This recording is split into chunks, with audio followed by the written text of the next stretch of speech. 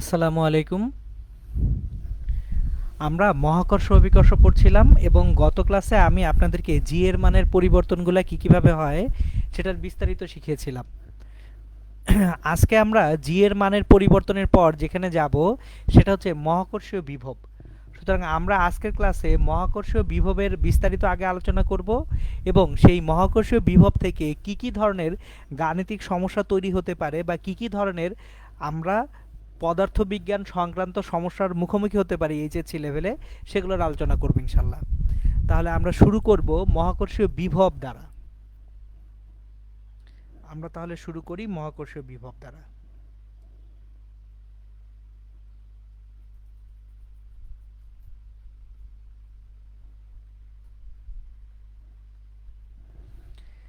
তাহলে একটা জিনিস বোঝার আগে জিনিসটার ডেফিনিশনটা আমাদেরকে জানতে হবে। সুতরাং মহাকর্ষীয় বিভব কাকে বলে সেটা আগে আমরা একটু জানি। আমরা যদি অসীম থেকে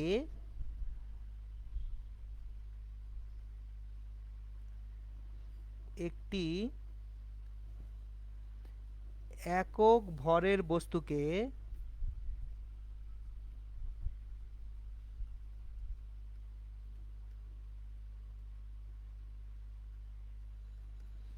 মহাকর্ষীয় ক্ষেত্রের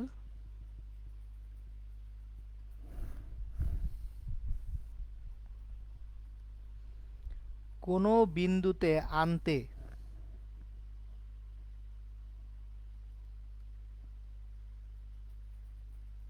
কৃত কাজকে মহাকর্ষীয় বিভব বলে।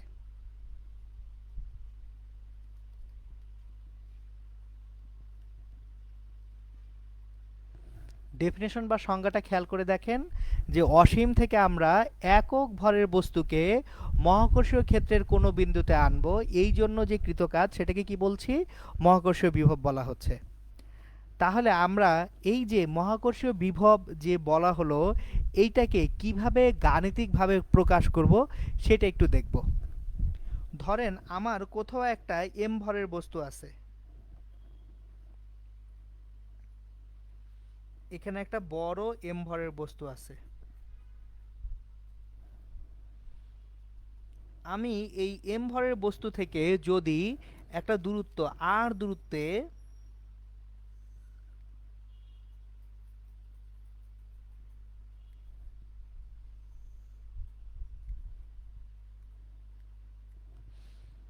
এক কিলোগ্রাম ভরের একটা বস্তুকে রাখি, এই এক কিলোগ্রাম ভরের বস্তুকে এম ভরের বস্তুটা নিজের দিকে যে বলে টানবে, সেই বলটাই হচ্ছে কিন্তু মহাকর্ষীয় ক্ষেত্র প্রাবল্য। প্রাবল্য হচ্ছে একক ভরের বস্তুকে কোনো একটা ভর নিজের দিকে যে বলে টানবে সেটাই প্রাবল্য। তাহলে এখানে একক ভরের বস্তুর জন্য যে প্রাবল্য বা বল যেটাই বলি না কেন, ই সমান জিএম বাই আর স্কোয়ার। এখন একটা জিনিস আমরা যদি খেয়াল করে দেখি যে এই যে বস্তুটাকে আমরা যদি তার অবস্থান থেকে ক্ষুদ্র দূরত্ব ডিআর সরাতে চাই, ক্ষুদ্র দূরত্ব ডিআর কোন দিকে সরাতে যাচ্ছি? যেদিকে প্রাবল্য আছে সেদিকেই সরাতে চাচ্ছি। তাহলে ক্ষুদ্র দূরত্ব ডিআর সরাতে একক ভরের বস্তুকে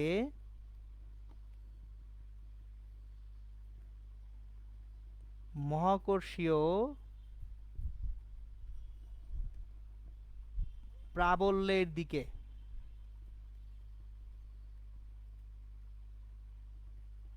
ক্ষুদ্র দূরত্ব ডিআর সরাতে যে কৃতকাজ। এখন দেখেন ক্ষুদ্র দূরত্ব সরাতে কৃত কাজটা কি? ক্ষুদ্র বিভব। তাহলে সেটা যদি আমরা ক্ষুদ্র বিভব ডিভি দ্বারা সূচিত করি, ডিভি সমান হচ্ছে ই ডট ডিআর। এখন খেয়াল করে দেখি ই এবং ডিআর দুইটার ডিরেকশন কি ভিন্ন না একই দিকে? একই দিকে। তাহলে ই ডিআর কস 0 ডিগ্রি বা ডিভি সমান ই ডিআর, কিন্তু ই সমান পেয়েছিলাম জিএম বাই আর স্কোয়ার, তাহলে ডিভি সমান GM by R square DR. এটা হচ্ছে ক্ষুদ্র দূরত্ব ডিআর সরাতে কৃত কাজটা। এখন দেখেন সংজ্ঞাটা কি? অসীম থেকে ক্ষুদ্র দূরত্ব সরাতে। তাহলে আমার যদি বিভব ভিটা বের করতে চাই, কোথা থেকে সরাবো? অসীম থেকে। কত দূরত্বে? আর দূরত্বে। তাহলে অসীম থেকে আর দূরত্বে আমি সরাবো gm/r² dr ইন্টিগ্রেট করব। সুতরাং তাহলে আমরা gmটা ধ্রুব সংখ্যা বাইরে নিয়ে আসি, r⁻²dr। তাহলে r-2 কে ইন্টিগ্রেট করলে r-2 + 1 ডিভাইডেড বাই -2 + 1,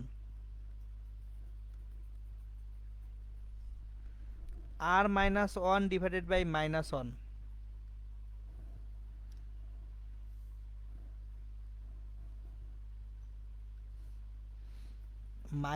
-gm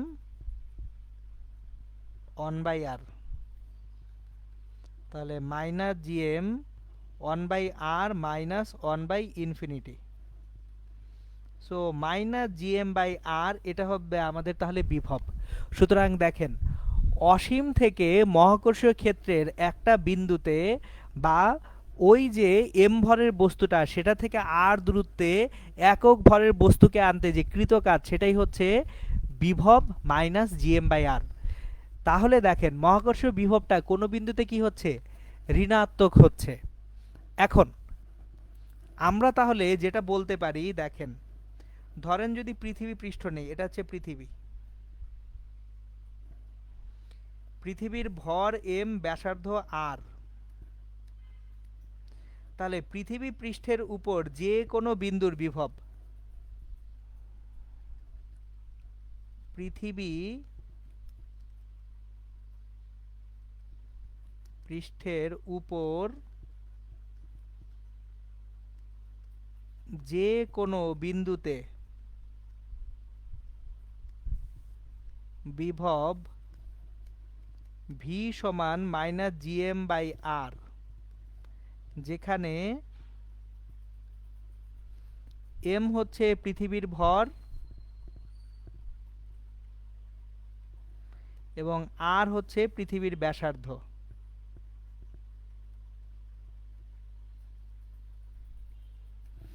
তাহলে পৃথিবীর ভর এবং ব্যাসার্ধ জানা থাকলে পৃথিবী পৃষ্ঠের উপর যে কোনো বিন্দুতে আমরা কি বের করতে পারবো? মহাকর্ষীয় বিভব বের করতে পারবো। এইবার আমরা বিভব থেকে আসব বিভব শক্তিতে। বিভব ও বিভব শক্তি।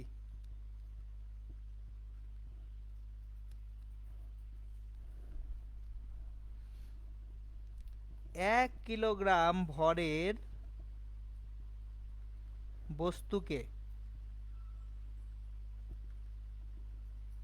সরাতে কৃত কাজ, এটা হচ্ছে বিভব। v সমান -gm/r। আর যদি এখানে 1 কিলোগ্রাম ভর না হয়ে যে কোনো ভরের বস্তুকে, ধরেন m কিলোগ্রাম ভরের বস্তুকে সরাতে কৃত কাজ বিভব শক্তি। তাহলে আমরা যখন শক্তির বেলায় যাব, দেখেন একটা হচ্ছে বিভব আর একটা হচ্ছে কি বিভব শক্তি। তাহলে ই এনার্জি, এটা কি পটেনশিয়াল এনার্জি বা ইপি সমান -gmm/r। তাহলে একটা জিনিস খেয়াল করি, কোনো একটা জায়গায় যে কোনো বস্তুর বিভবকে যদি তার ভর দ্বারা গুণ করি তাহলে কি পাবো? বিভব শক্তি পাবো। তাহলে মহাকর্ষীয় ক্ষেত্রের যে কোনো বিন্দুতে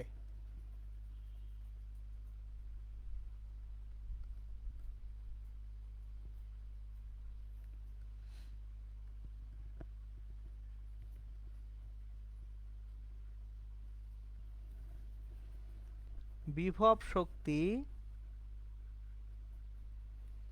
সমান হবে ভর গুণন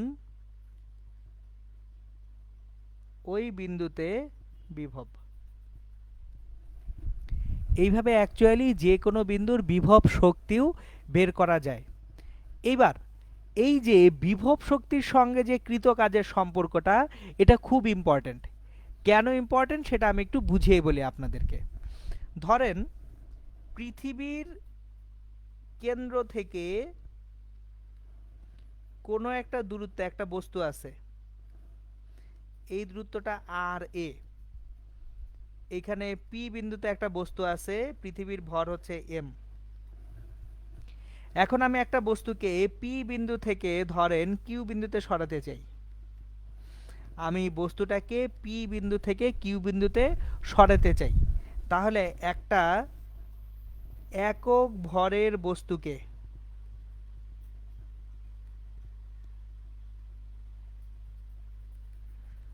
পি বিন্দু হতে কিউ বিন্দুতে সরাতে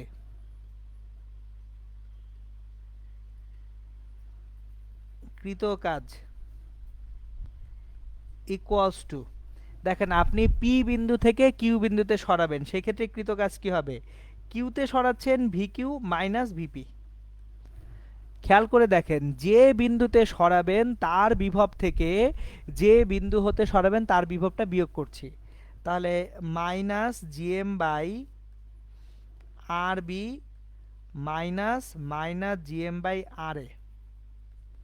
সুতরাং আমরা পাবো GM by R A minus GM by R B. এটা হচ্ছে পি থেকে কিউ বিন্দুতে একক ভরের একটা বস্তুকে সরাতে কৃত কাজ। এখন যদি আমি এম ভরের বস্তুকে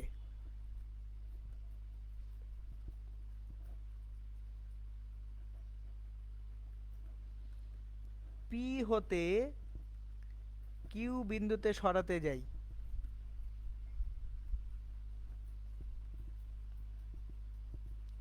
সেক্ষেত্রে কৃত কাজ ডাব্লিউ কি হবে? ভর এম গুণন বিভব পার্থক্য ভিকিউ মাইনাস ভিপি। এইভাবে বিভব জানা থাকলে বিভব পার্থক্য এবং ভর থেকে কৃত কাজটা বের করা সম্ভব। এখন এই যে অংশটুকু আমরা শিখলাম, এটার কিন্তু প্রয়োগ ব্যাপক, এটার ব্যাপক প্রয়োগ আছে। সো আমরা একটা গাণিতিক সমস্যা দিয়ে শুরু করব। প্রবলেম: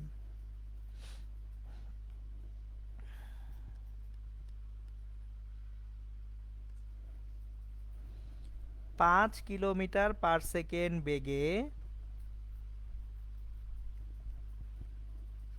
একটি বস্তুকে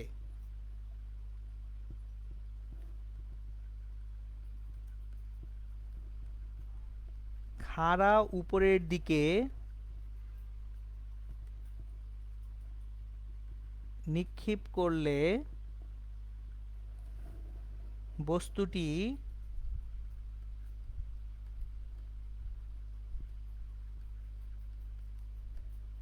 সর্বোচ্চ কত উচ্চতায় উঠবে?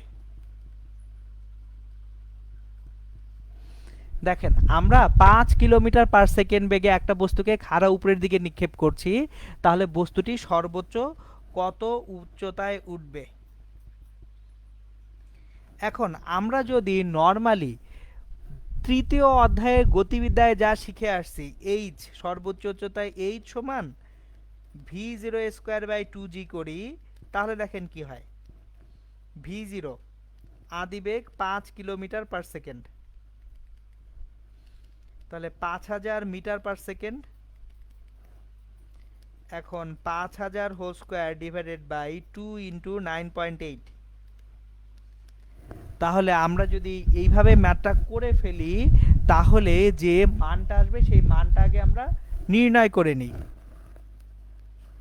আমাদের এই ক্ষেত্রে যে মানটা আসবে 5000 square divided by 2 divided by 9.8, এটা আসবে আমাদের হচ্ছে 1275 510.2 মিটার বা 1275.51 কিলোমিটার। খেয়াল করেন, আমার তাহলে উচ্চতাটা আসতেছে 1275.51 কিলোমিটার। কিন্তু একটা জিনিস দেখেন, আমার যত উপরে উঠবো জি এর মান তো ততই পরিবর্তিত হয়। পৃথিবীর ব্যাসার্ধ কত? 6400 কিলোমিটার। তাহলে 6400 কিলোমিটারের তুলনায় 100-200 কিলোমিটার ঠিক আছে, কোনো সমস্যা নেই। 100-200 কিলোমিটার পর্যন্ত আমরা ধরে নিতে পারি জি এর মানের পরিবর্তন হচ্ছে না। কিন্তু যখন এত বেশি উচ্চতায় উঠে যাচ্ছে, জি এর মান ধ্রুব থাকবে না, জি এর মান ধ্রুব থাকবে না। তাহলে যদি ভি জিরোটা বড় হয়, ভি জিরো অনেক বড় হলে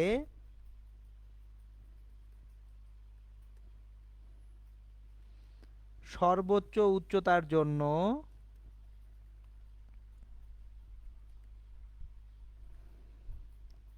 এইচ সমান V not square by 2g ব্যবহার করে প্রকৃত মান পাওয়া যাবে না।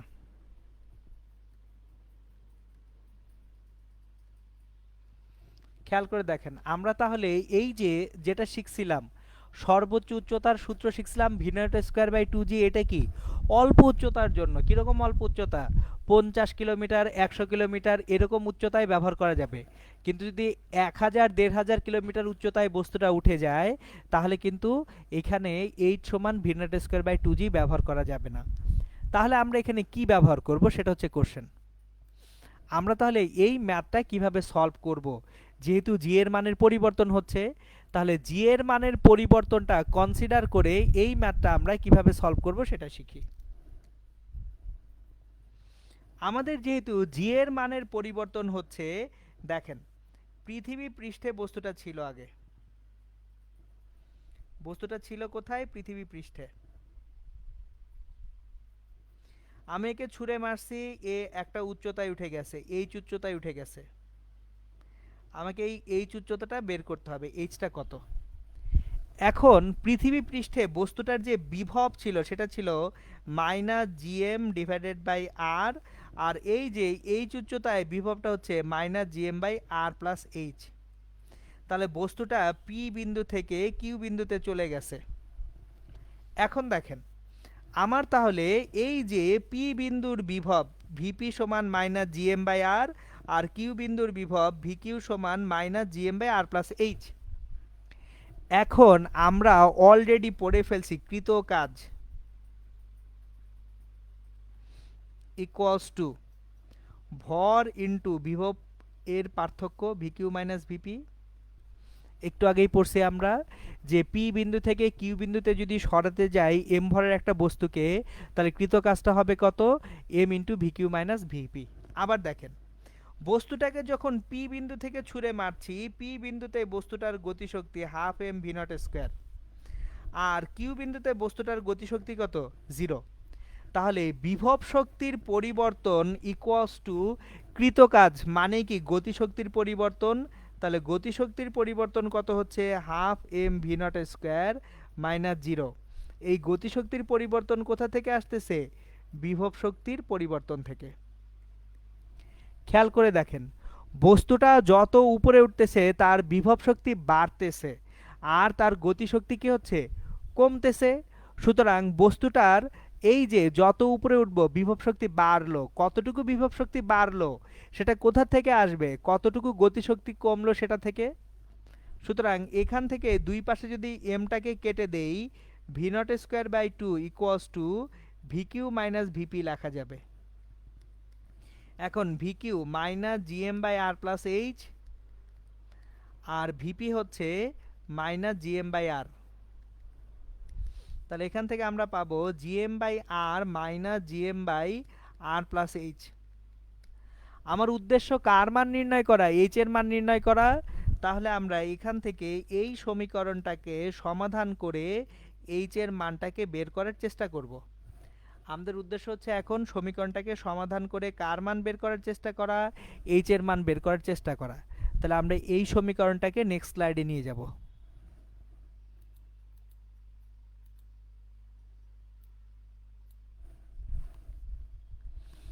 সুতরাং আমরা যেটা পাবো ভি নট স্কোয়ার বাই 2 সমান GM by R minus GM by R plus H. তাহলে আমার যেহেতু জিএম বাই আর প্লাস এইচটাকে একদিকে নিয়ে আসি, যেহেতু এইচ বের করা উদ্দেশ্য, equals to GM by R minus V not square by 2। So GM by R plus H সমান 2r, এখানে থাকছে নিচে, উপরে 2gm minus V not square R থাকছে। তাহলে R plus H divided by G M equals to 2r divided by 2gm minus V not square r. So r plus h equals to 2gmr divided by 2gm minus V not square r. তাহলে এখান থেকে H এর যে মানটা আসবে সেটা হচ্ছে 2gmr divided by 2gm minus V not square r minus r. এখন আমরা যদি এই যে মানগুলো আছে এই মানগুলো বসিয়ে দিতে শুরু করি, দেখেন কি আসে। 2gm minus V not square r লসাগু করে দিলে 2gmr minus 2gmr plus v not square r square. সুতরাং আমরা যেটা পাবো v not square r square divided by 2gm minus V not square r. এখন আমরা জানি জিএম বাই আর স্কোয়ার সেটা হচ্ছে ছোট জি। জিএম বাই আর স্কোয়ার কি ছোট জি। তাহলে আর স্কোয়ার যদি দিয়ে ভাগ করে দেই V not square r square দিয়ে ভাগ করে দিচ্ছি 2gm by R square minus V not square r divided by R square. তাহলে এখান থেকে v not square divided by 2 into g minus V not square by r পাবো। So এইটা হচ্ছে আমাদের তাহলে ফাইনালি যে ইকুয়েশনটা আসতেছে এইচ এর সেটা। এখন এইচ এর ইকুয়েশনটা থেকে মানগুলো যদি বসাই আমরা এখানে মানগুলো বসাবো। H equals to V not square divided by 2g minus V not square by R. So V not square মানে 5000 whole square divided by 2 into 9.8 minus 5000 whole square divided by, দেখেন আর হচ্ছে 6400 কিলোমিটার। তাহলে 6.4 into 10 power 6 calculation করি, তাহলে এটা হবে 25 into 10 power 6 divided by 19.6 minus 25 divided by 6.4। 25কে আমরা যদি 6.4 দ্বারা ভাগ করি এখানে 25 ডিভাইডেড বাই 6.4 3.90। তাহলে 25 এটাকে ডিভাইড করব আমি 19.6 মাইনাস 3.9 দিয়ে 1.592 into 10 power 6 that is 1592 kilometre মাত্র। এই যে দেখেন সর্বোচ্চ উচ্চতাটা বের হচ্ছে কত 1592 কিলোমিটার। কিন্তু আমি যখন নর্মালি তৃতীয় অধ্যায়ের গতিবিদ্যার সূত্র ব্যবহার করছিলাম সেটা কত দিচ্ছিল 1275 কিলোমিটার। ভ্যারিয়েশনটা দেখেন, আমি যদি ভুলভাবে জি এর মান অপরিবর্তিত রেখে চিন্তা করতাম এত বেশি উচ্চতায় সেক্ষেত্রে মানটা আসতেছিল মাত্র 1275, কিন্তু আমরা যখন জি এর মানের পরিবর্তনটা হিসেব করতেছি কত চলে আসতেছে 1592 কিলোমিটার। এই যে ম্যাথটা ছিল এটা বুয়েট ভর্তি পরীক্ষা খুব সম্ভবত 2007 সালের প্রশ্ন ছিল এটা। সুতরাং তাহলে দেখেন যে প্লেন কনসেপ্টটা জানা না থাকলে কিন্তু এখানে ম্যাথটা করা যাবে না। অনেকেই এই ম্যাথটা ইন্টিগ্রেশন দিয়েও করেন, কোনো সমস্যা নাই, ইন্টিগ্রেশন দিয়েও করা যায়, কিন্তু তাতেও আপনার অ্যান্সার একই আসবে, প্রসিডিউর আসলে একই থাকবে। আমি ইন্টিগ্রেশন দিয়ে না করে আমি সবসময়ই শক্তির যে পরিবর্তন সেটা দিয়ে করি। আরও একভাবে এই ম্যাথটাকে আমি একটু চিন্তা করাবো আপনাদেরকে আমি আরও একভাবে চিন্তা করাই। দেখেন চিত্রটা আমি আগে নিয়ে আসি, এই যে ডায়াগ্রামটা এঁকেছিলাম এই ডায়াগ্রামটা আমি একটু নিয়ে আসি। একটু অল্টারনেটিভ একটা পদ্ধতি আমি দেখাবো আপনাদেরকে যে একই জিনিস কত ভিন্ন ভিন্নভাবে চিন্তা করা যেতে পারে, এটার একটা অল্টারনেটিভ পদ্ধতি দেখাই। অল্টারনেটিভ,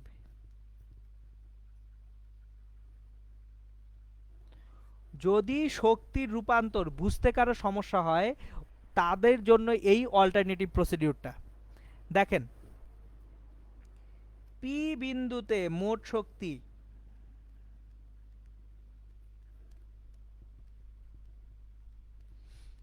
সমান কিউ বিন্দুতে মোট শক্তি।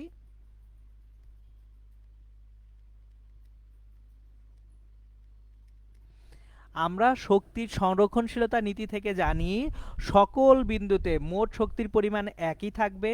তাহলে পি বিন্দুতে মোট যে শক্তির পরিমাণ আর কিউ বিন্দুতে মোট শক্তির পরিমাণ ভিন্ন হওয়ার তো কোনো কারণ নাই। তাহলে পি বিন্দুতে মোট শক্তি মানে কি, পি বিন্দুর বিভব শক্তি কত, minus G M into m by r, এটা পি বিন্দুর বিভব শক্তি। আর পি বিন্দুতে গতিশক্তি কত, half M V not square. দেখেন কেন আপনি ভিপি এর সঙ্গে একটা এম গুণ করলেন, কারণ বিভবের সঙ্গে ভর গুণন করলে বিভব শক্তি আসে। আর কিউ বিন্দুতে তাহলে কোনো গতিশক্তি আছে নাই, তো কিউ বিন্দুর গতিশক্তি জিরো, কারণ কিউ বিন্দুটা হচ্ছে এখানে সর্বোচ্চ উচ্চতা। তাহলে কিউ বিন্দুতে বিভব শক্তি কত, minus G M into M divided by R plus H. তাহলে এখান থেকে আমরা লিখতে পারবো half M V not square সমান, মাইনাসটা ওইদিকে গেলে প্লাস হবে, G M M by R minus G M M divided by R plus H.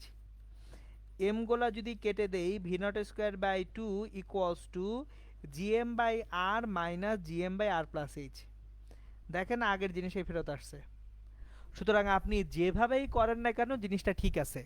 সুতরাং আপনি চাইলে সরাসরি মোট শক্তির সংরক্ষণশীলতা দিয়ে ম্যাথটা করতে পারেন, অথবা বিভব শক্তি যতটুকু আপনি অর্জন করতেছেন সেটা গতিশক্তি থেকে পাচ্ছেন এই কনসেপ্টেও যেতে পারেন।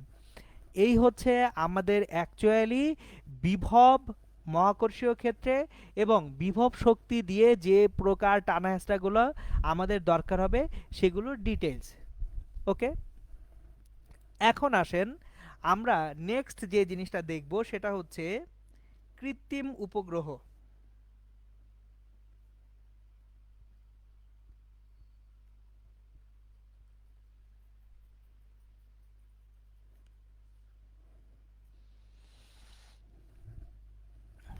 আমরা কৃত্রিম উপগ্রহ যখন পড়ব, একটা কৃত্রিম উপগ্রহ সে কি করবে, পৃথিবীর চারপাশে ঘুরবে। দেখেন জেনারেল একটা কোশ্চেন করা যায়, চাঁদ পৃথিবীর চারপাশে ঘুরতেছে কিন্তু চাঁদ কি কখনো পৃথিবীর মধ্যাকর্ষণ জনিত বলের কারণে নিচের দিকে পড়ে যায়? পড়ে না। কেন পড়ে না সেটার ব্যাখ্যাটা আমরা এখান থেকে দেখব। ধরেন পৃথিবী পৃষ্ঠ থেকে একটা উচ্চতায় কোনো একটা বস্তু ঘুরতেছে, তাহলে পৃথিবীর ব্যাসার্ধ যদি আর হয়, পৃথিবী পৃষ্ঠ থেকে বস্তুটার উচ্চতা যদি এইচ হয়, বস্তুটার ভর যদি এম হয়, দেখেন পৃথিবীর চারপাশে বস্তুটা যখন ঘুরতেছে, প্রতিটি ঘূর্ণন বলের জন্য যে কোনো বস্তুর অ্যাকচুয়ালি কি থাকে, একটা কেন্দ্রবিমুখী বল থাকে। তাহলে এই যে কেন্দ্রবিমুখী বলটা আছে, এই কেন্দ্রবিমুখী বলটা যদি ওজনটাকে নাকচ করে দিতে পারে, বস্তুটা যখন ঘুরছে ঘূর্ণনকালীন সময়ে বস্তুটার যে কেন্দ্রবিমুখী বল সেটা যদি বস্তুর ওজনকে নাকচ করে দিতে পারে, তাহলে বস্তুটা ওইখান থেকে পড়ে যাবে না। সো কেন্দ্রবিমুখী বল যেটা MV square divided by R plus H, কারণ কেন্দ্র ও এর চারপাশে সে যে ব্যাসার্ধে ঘুরতেছে সেটা আর প্লাস এইচ। আর বস্তুটার এইচ উচ্চতায় যে ওজন সেই এমজি এইচ। সো যদি কেন্দ্রবিমুখী বল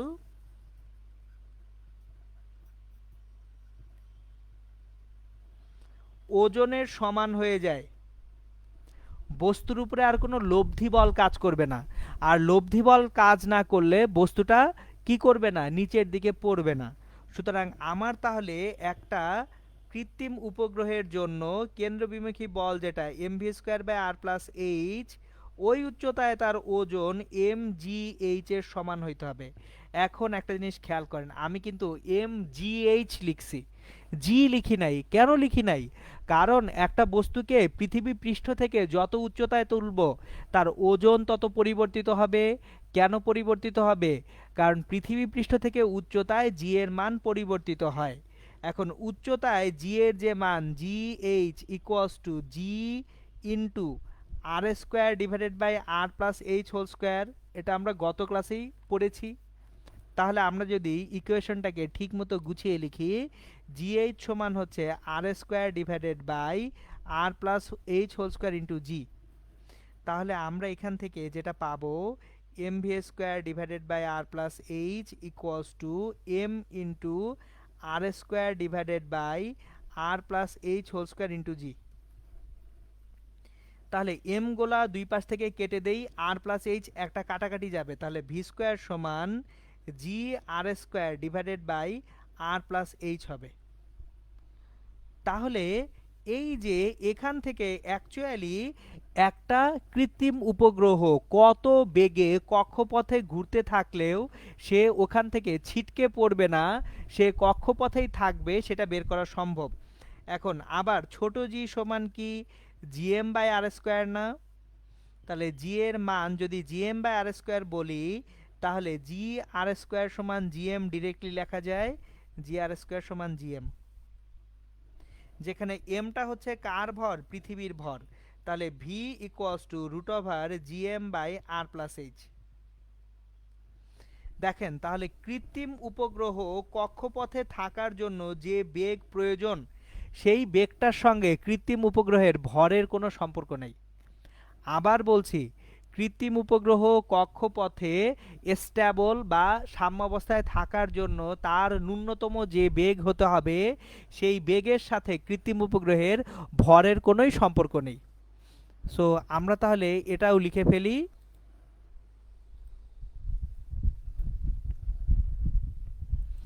যেহেতু ভি সমান root over GM by R plus H আসলো, কৃত্রিম উপগ্রহের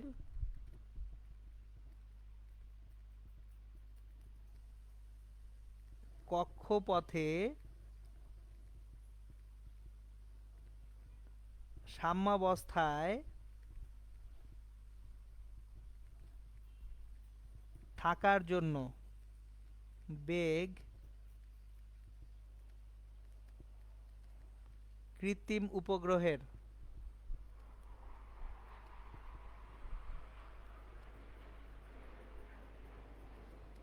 ভরের সাথে সম্পর্কিত নয়।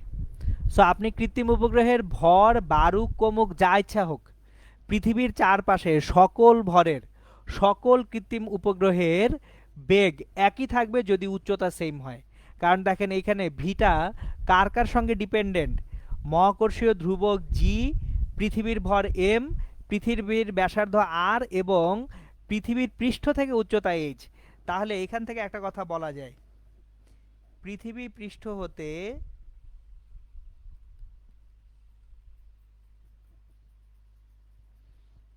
একই উচ্চতায়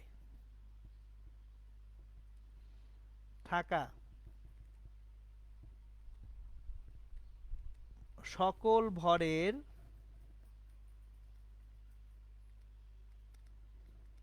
কৃত্রিম উপগ্রহের বেগ একই হবে। এখন দেখেন, আমি যখন বেগ পেয়ে গেলাম, তাহলে এই কৃত্রিম উপগ্রহের পর্যায়কাল বের করব। পর্যায়কাল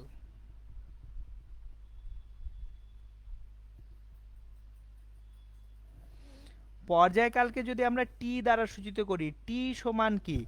যে পথটুকু ঘুরে আসতেছে ডিভাইডেড বাই বেগ, পথটুকু সে যেটুকু ঘুরে আসতেছে 2 pi R plus H divided by বেগ ভি। দেখেন একটা কৃত্রিম উপগ্রহ একবার যখন ঘুরে আসে, একবার ঘুরে আসলে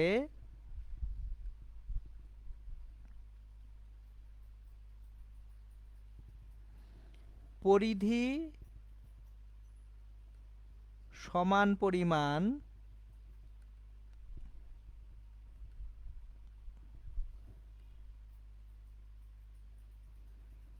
দূরত্ব অতিক্রম করে। তাহলে একটা কৃত্রিম উপগ্রহ একবার ঘুরে আসতে যেহেতু পরিধির সমান পরিমাণ দূরত্ব অতিক্রম করে, অতিক্রান্ত দূরত্ব কত? 2 পাই ইন্টু আর প্লাস এইচ। কত বেগে ঘুরতেছে? ভি বেগে ঘুরতেছে। তাহলে আমাদের আলটিমেটলি যেটা হচ্ছে পর্যায়কালটি সমান কত হলো? 2 pi R plus H by V. এই হচ্ছে কৃত্রিম উপগ্রহের বেগ এবং পর্যায়কাল। আরও একটা জিনিস আসবে এখানে, সেটা হচ্ছে কৃত্রিম উপগ্রহের জন্য উচ্চতা, যে কত উচ্চতায় আছে। আমরা এইচ এর মানটা বের করতে চাই। আমরা এখন বের করতে চাই কার মান? এইচ এর মান, যে কত উচ্চতা একটা কৃত্রিম উপগ্রহ আছে সেটা আমরা বের করতে চাই। চলেন তাহলে এখন আমরা এইচ এর মানটা বের করব। সুতরাং আমরা দুটো সমীকরণ পেয়ে গেছি, ভি সমান root over GM by R plus h, t সমান 2 pi R plus H divided by v. আমাদের এই দুটো সমীকরণ সমাধান করে অ্যাকচুয়ালি বের করতে হবে কার মান? এইচ এর মান বের করতে হবে। খুবই ভালো কথা, চলেন এইচ এর মান বের করার চেষ্টা করি। সমীকরণ 1 সমীকরণ 2, 1 হতে 1 কে যদি বর্গ করি, ভি স্কয়ার সমান GM by R plus H, তাহলে আমরা ভি স্কয়ার সমান যদি gm by R plus h বলি, r plus h equals to GM by v square. কিন্তু আবার 2 হতে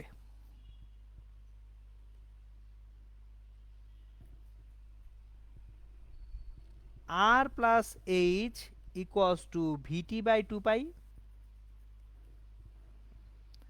তাহলে আমরা এই দুইটা ইকুয়েশন থেকে এখন কার মান বের করব?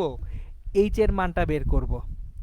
সো আমরা যদি এইচ এর মানটা এখন এখান থেকে বের করতে যাই, দেখি এইচ এর মানটাকে বের করার জন্য আমরা যেটা করব সেটা হচ্ছে আমরা রিপ্লেস করব কাকে? ভি কে রিপ্লেস করব। তাহলে ভি কে রিপ্লেস করার জন্য খেয়াল করে দেখি,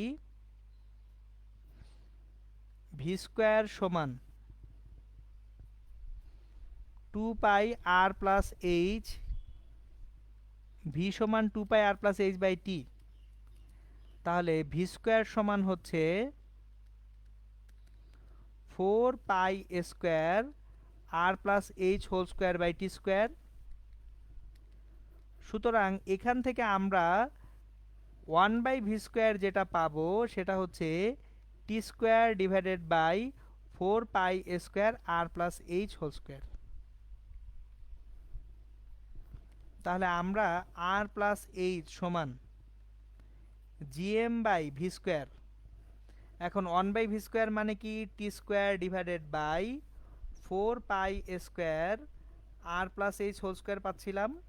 তারপরে আর প্লাস এইচ এদিকে নিয়ে আসলে r plus H whole cube সমান G M T square divided by 4 pi square. So খুবই বিশ্রী একটা ইকুয়েশন আসে এটা। R plus h equals to G M T square divided by 4 pi square power 1/3। সুতরাং আমরা তাহলে ফাইনালি যে ইকুয়েশনটা পাবো, এইচ উচ্চতার যে ইকুয়েশন পাবো, সেই উচ্চতার ইকুয়েশনটা যদি লিখি, আমরা ফাইনালি উচ্চতার ইকুয়েশনটা যদি লিখি, সেই ইকুয়েশনটা যেটা পাচ্ছি, আর সমান এইচ সমান G M T square divided by 4 pi square. এই যে দেখেন G M T square divided by 4 pi square power কত? 1/3 মাইনাস আর। এটা হচ্ছে ইকুয়েশন নাম্বার 3। কিসের জন্য?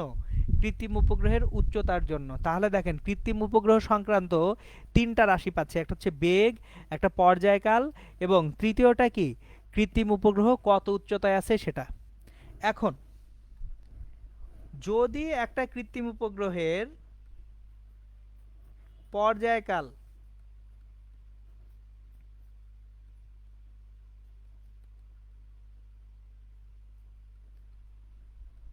24 ঘন্টা হয়, তাহলে তাকে জিও স্টেশনারি বা ভূ স্থির উপগ্রহ বলা হয়।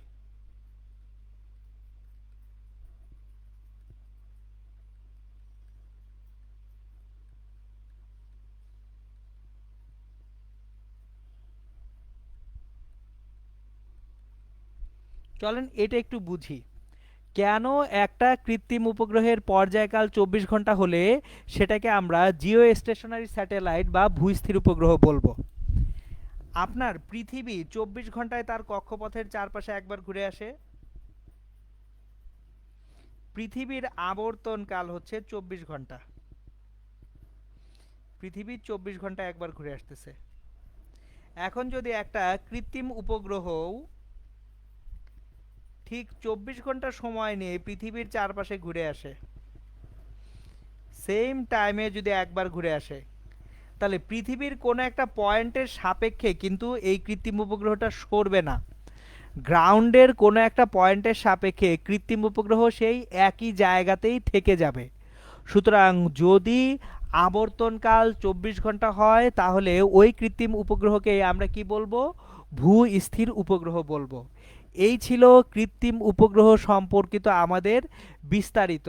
আমাদের এইচএসসিতে জাস্ট এই জিনিসগুলো যদি মাথায় থাকে তাহলে ইনশাল্লাহ আমরা কৃত্রিম উপগ্রহ সংক্রান্ত যে কোনো গাণিতিক সমস্যা সমাধান করতে পারবো। সুতরাং আবারও লিখে দিচ্ছি যে যে কৃত্রিম উপগ্রহের পর্যায়কাল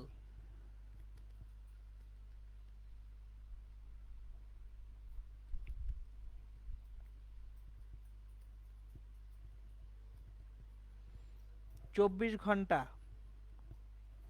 তাকে আমরা কি বলবো? ভূস্থির উপগ্রহ বলবো।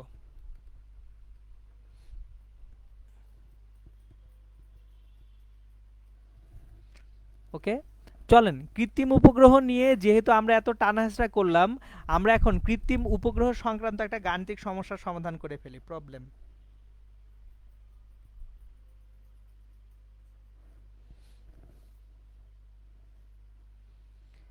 একটি কৃত্রিম উপগ্রহ আবর্তনকাল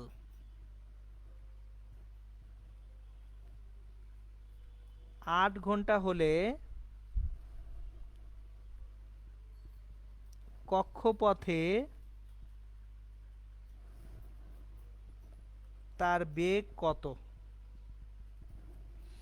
দেখেন, একটা কৃত্রিম উপগ্রহের আবর্তনকাল 8 ঘন্টা দেওয়া আছে, জিজ্ঞেস করা হয়েছে কক্ষপথে তার বেগ কত।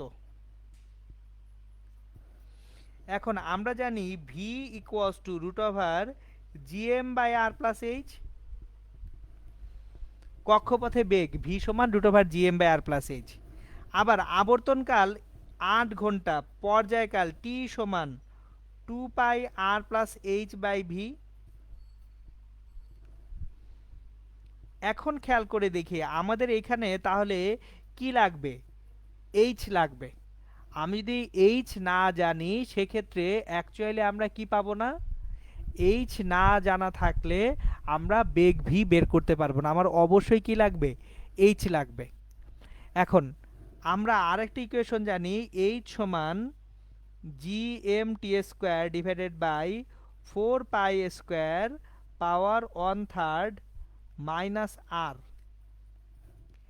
এখন শুধু যদি পর্যায়কাল জানা থাকে, টি এর মান জানা থাকে, সেখান থেকে এইচ উচ্চতা বের হয়ে আসবে কিভাবে?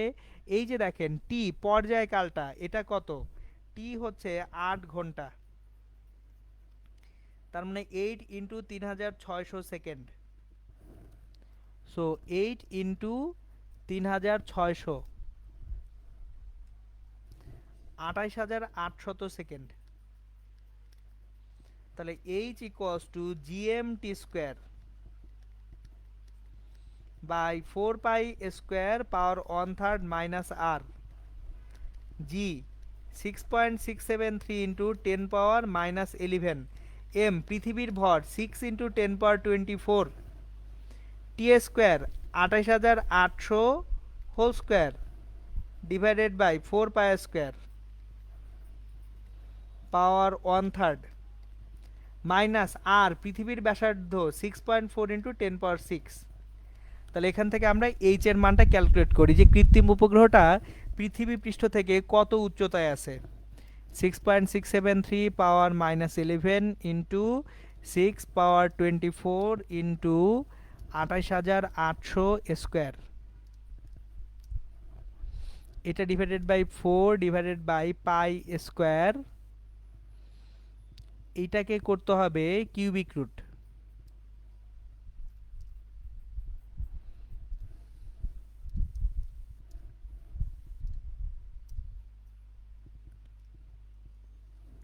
তাহলে কৃত্রিম উপগ্রহের যে উচ্চতাটা সেটা হচ্ছে 13.937 ইন্টু 10⁻6 মিটার। দেখেন উচ্চতা এইচ বের হয়ে গেছে, যখনই উচ্চতা এইচ বের হয়ে যাবে তখনই অ্যাকচুয়ালি আমরা কি করতে পারতেছি, ভি এর মান বের করতে পারতেছি।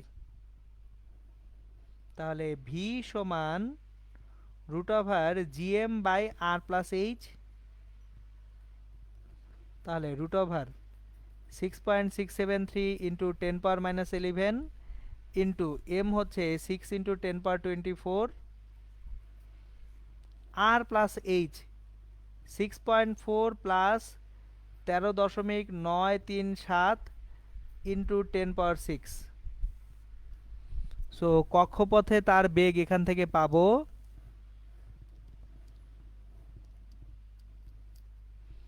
Divided by 6.4 plus 13.937,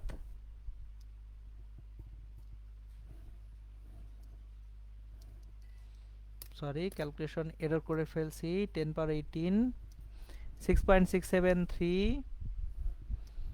minus 11 into 6 power 24 divided by 6.4 13.937,